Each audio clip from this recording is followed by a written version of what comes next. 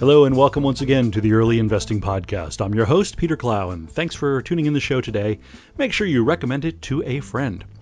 As you know, here on the Early Investing Podcast, we talk about early stage investing via crowdfunding or other private placements, angel investing, etc. And this time we are actually going to talk with Vin Maru, who is with investinmj.com. And that is a site which is dedicated to tracking investments in the legal cannabis field, both medical and recreational use. And it's obviously a fast-growing field. We've had some other discussions here about it. This is going to be one more. This one's a little different in that a lot of the companies are public, and many of them are Canadian, as is Vin. He's based in Toronto, had a long career tracking precious metals in Canada. And so some of you out there are thinking precious metals, Canada, penny stocks, over-the-counter, corruption, fraud, stock promoters. Some of that's true, but there's also a lot of opportunity there. And Vin is sort of there to help us out and separate the good ones from the bad.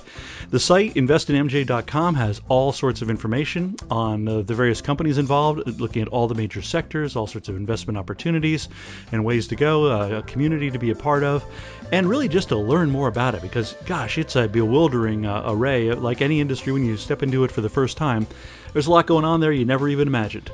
But they are specializing in it. They're one of the first that I've found analysts who has chosen to specialize specifically in the legal cannabis field. And we'll learn a lot about Canada and their rules. The most interesting one is medical cannabis is legal coast to coast in every province in Canada. That makes it a lot easier than the patchwork we have here in the United States at this point. Anyway, without further ado, this is Vin Maru speaking with me here on the Early Investing Podcast. Welcome once again to the Early Investing Podcast. Today our guest is Vin Maru, and Vin is with investinmj.com. And MJ, as you may have guessed, is marijuana. Vin, welcome to the show. Thank you, Peter. Thank you, Peter. Can you just take a quick minute and give us a little bit of background about how you got involved in this kind of investing? Sure. Well, 10 years ago, I was following precious metals. And as you realize, the last couple of years have not been the best for the metals, but it's turning around. I see the sector improving, and I think it's back in a bull market. But 2.5 years ago, I caught on to what was happening in Canada with the legalization of medical cannabis and moving away from an older program where medical patients were allowed to grow for themselves. That was the MMAR program. Health Canada was moving towards a more commercial approach with commercial growers, so individuals weren't allowed to grow themselves. That program is called MMPR, and I mean there's marijuana for medical purposes regulation. So that had been in effect since 2014. And when I realized what was happening with the commercialization of this industry, I saw, wow, this is just a whole new sector or industry that's going to be evolving. And then seeing what was happening in the U.S., it really turned me on to the sector. And a lot of it was because there's probably wasn't at the time many analysts covering the sector. And I wanted to be one of the first to cover it. So, having that background with media and in the media industry, writing a newsletter, it just made total sense that the emerging cannabis industry was the space that I wanted to be in for sure. Excellent. So you are considering yourself an analyst in the industry at this point, and that's your main function is you are taking a look at the companies which are out there currently public in one form or another and evaluating those securities. Yeah, a research analyst. I provide the research to subscribers, and I had done a paid newsletter on precious metals industry where subscribers would pay for the research, and I haven't done that yet, but we'll see. It may happen with the industry. How many stocks are you currently following? Well, I follow a lot of the Canadian producers, and I have looked at the U.S. MJ-related companies in the past. I kind of got geared towards and focused more on the Canadian producers versus the U.S. Sure. And it really has been because Canada's more on the forefront when it comes to the legalization of medical cannabis all across Canada versus in the U.S. As you know, there's only a handful, half the states are, let's say, for medical and then a few recreational. So, right. I just kind of see the better opportunities and the better returns on some of these licensed producers have been in Canada versus some of the cannabis related companies are trading on the OTC, for example. Okay. So that is a really good point, and I probably should have made that one earlier, that the entire country of Canada has now legalized medical cannabis, and it's all one set of laws coast to coast, unlike the U.S., which is a patchwork quilt of regulations and progress. Absolutely. I mean, there's no issues with cross-provincial borders of shipments, and ironically, the Canadian landscape of how these licensed producers sell is they actually ship through postal service or couriers to end users, the medical patients, right through the mail system. So Nice. it's quite interesting that way. The other thing that's happening in Canada, which really has sparked my interest in a lot of these licensed producers, was last week, I believe it was, or the week before, the DEA came out saying they want to still do studies and they're going to leave it scheduled illegal in the U.S. and crack down on what they do.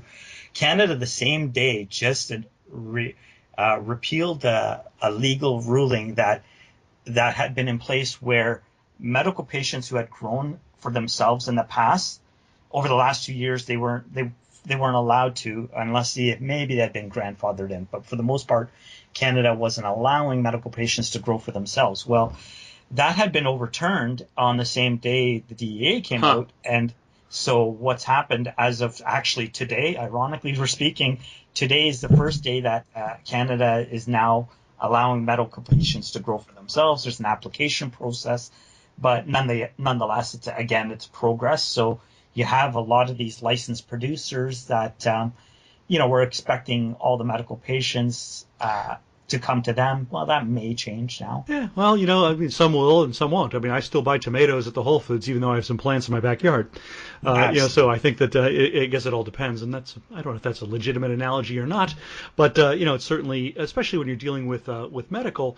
So many people in that frame use it as in an edible form because they know exactly what dose they're getting, and it's not like just smoking a bit. Do I do one or two puffs or hits, and it's hard to measure that as opposed to taking a 10 milligram candy bar.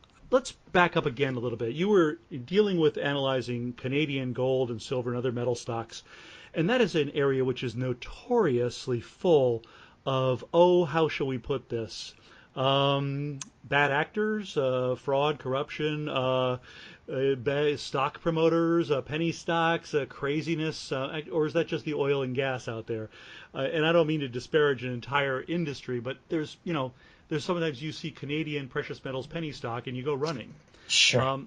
Are you seeing some of the same people who were in that field moving into the marijuana stocks? Oh, 2 years ago when this was all coming down with the commercialization, you were getting companies that were, Canadian mining companies all of a sudden becoming marijuana companies. And, there's still some out there. I really don't focus on those guys. So if, for the most part, if you don't already have a license to produce and a license to sell, then I'm not really focusing on those. There's only 39 companies in Canada that, 35 that have a cultivation and sales license. So and out of those, some are publicly traded, some are private going to becoming publicly traded. So those are the companies I'm really just focusing on at the moment.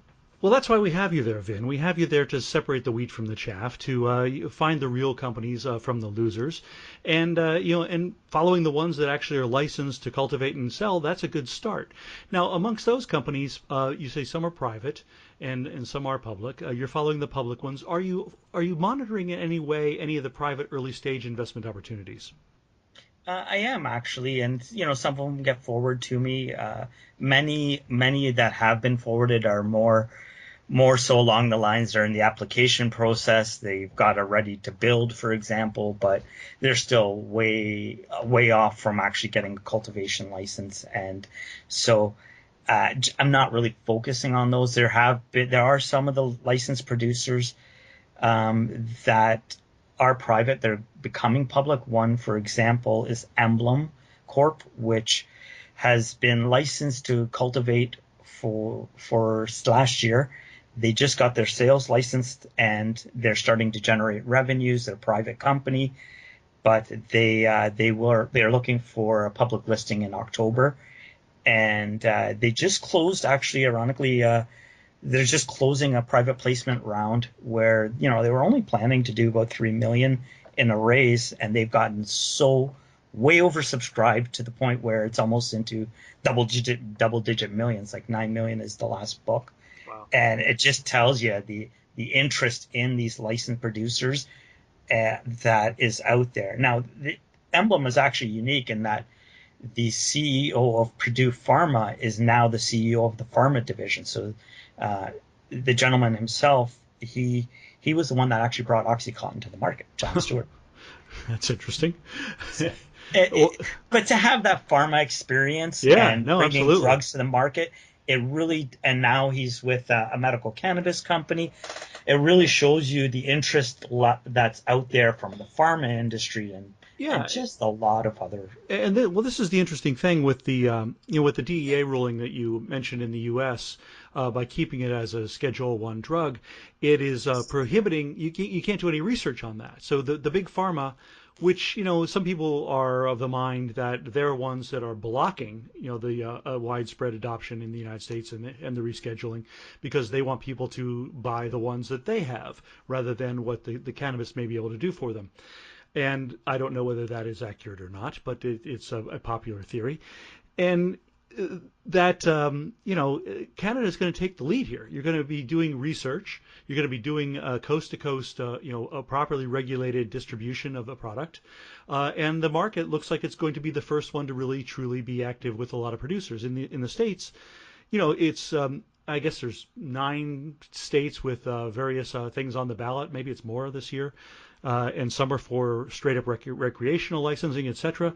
And it's going to grow, but until we got the federal government clearing the path, we're not going to see the kind of testing and for efficacy and for standardization that you really need to see for it to really truly become a medicine that it can be. And so this is encouraging that you have big pharma people getting involved in this. Mm-hmm. Well, it's just not big pharma. There's lots of players that are looking in this industry. For example, last month, Scott's, who's Miracle Grow, just announced an acquisition of a hydroponic deal with a light manufacturer, Gavita. Mm-hmm. It was for $135 million to acquire 75% of Gavita. And now Gavita is the biggest in terms of sales and for HPS lighting that goes into indoor greenhouse, that sort of thing. And last year, Scott's also did a deal to buy General Hydroponics for 130 mil. So, I mean, they've been on the acquisition trail just to acquire anything that has to do with the hydroponics or the commercial grow industry. Oh, they're in the pick and shovel business here. Sure. And I just don't believe that their strategy for Scott's is because the medical cannabis industry is opening up. I think they see the writing on the wall in terms of how agricultural, the ag industry is going to evolve, and it's going to be more of these greenhouses. Right, and urban farms and small scale farming and consolidation, and I think it makes a lot of sense. Yeah. And why wouldn't you want to get into that, if you're Scott's, and of course they've got the global distribution and the brand name, and putting their stuff out there, it makes an awful lot of sense for them to do that for cannabis and tomatoes. And everything in between. So with regard to 35 licensed companies at this point, obviously that is too many. There will be some shakeout. There will be some purchases. There will be some acquisitions.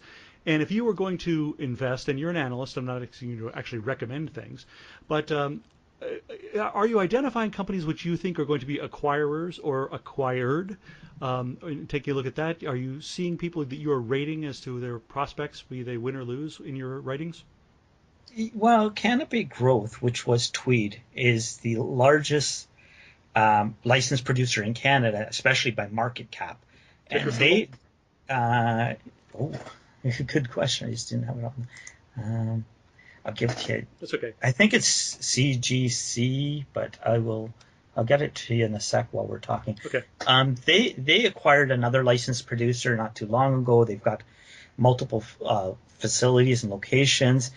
Their stock has had a great run in the last 2 or 3 months, much like Many of the licensed producers in Canada, so like Organogram, the market cap on it was about $440 million at one point in August.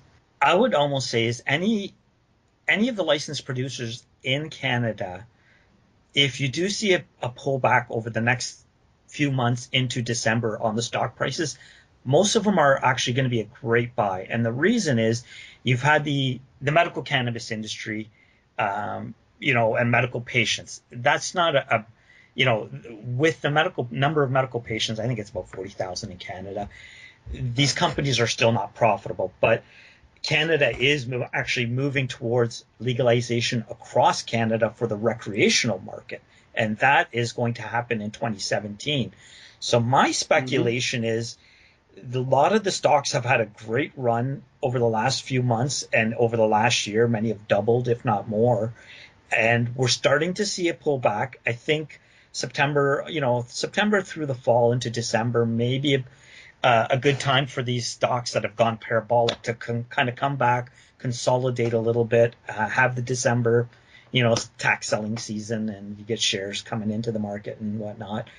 I think then would be a great time to buy in order to look for a trade opportunity to sell, April, May, whenever Canada announces the recreational market and how it's the model for that.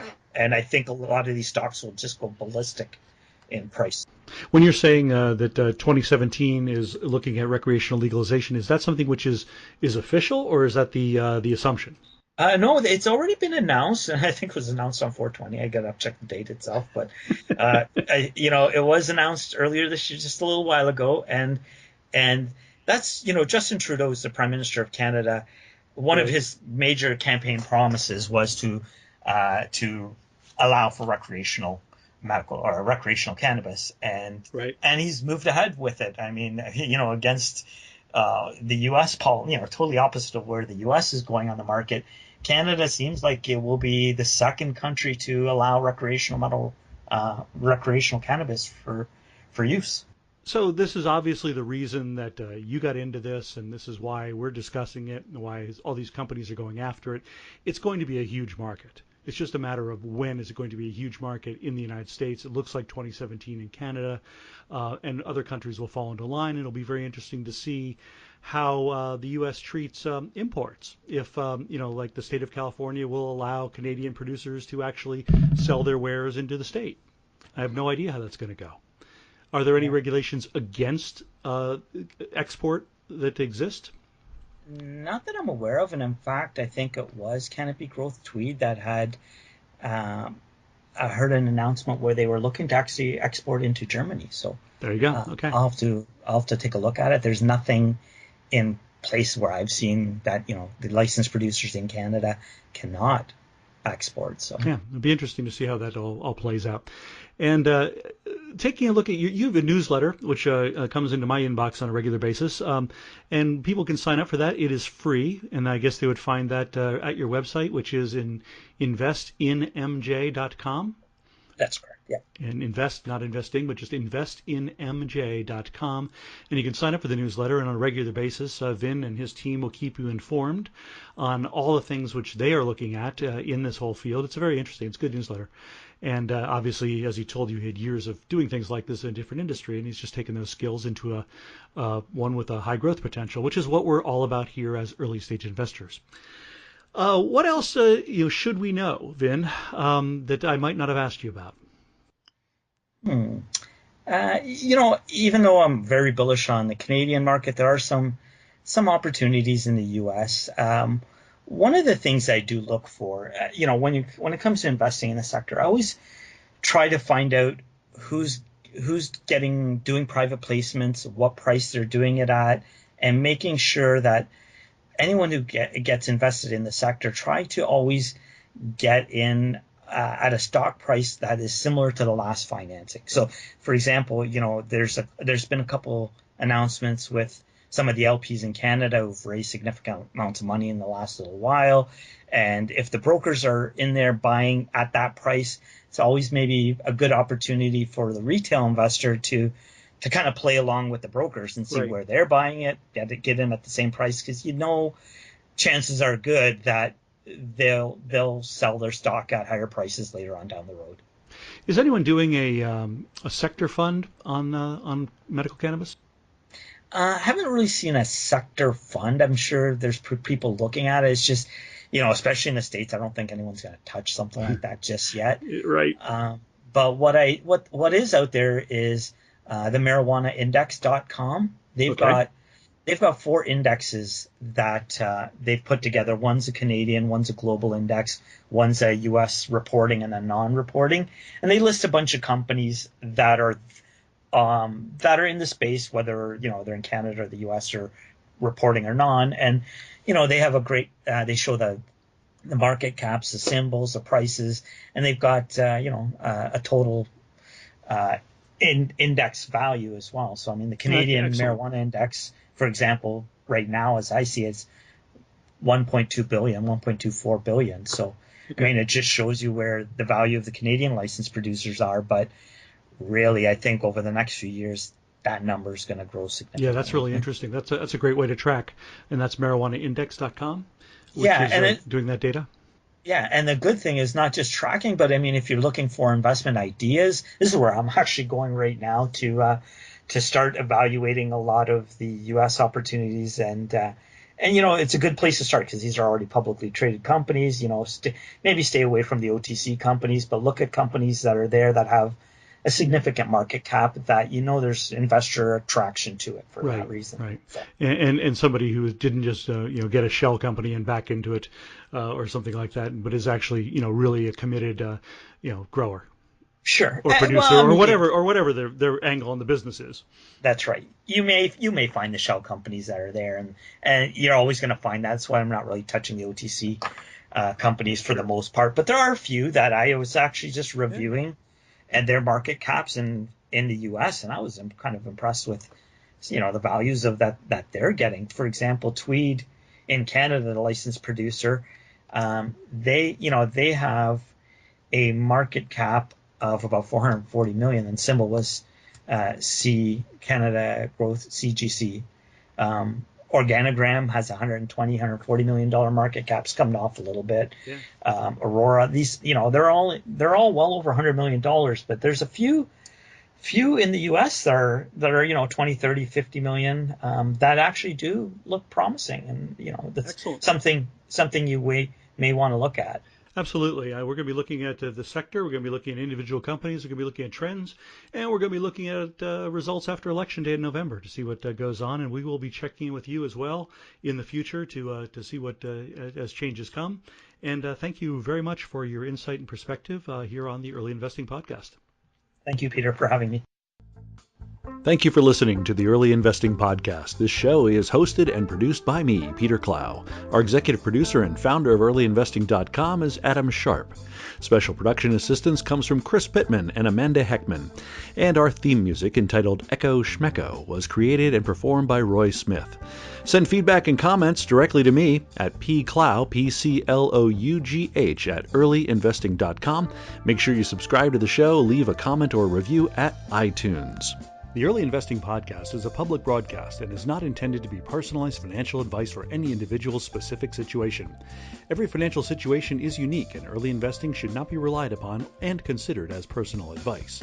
Early Investing is not licensed to render personalized advice and should be considered the public opinions of Early Investing and its guests. Any discussions or recommendations on specific financial securities or startup companies is not intended to address any listener's particular financial situation.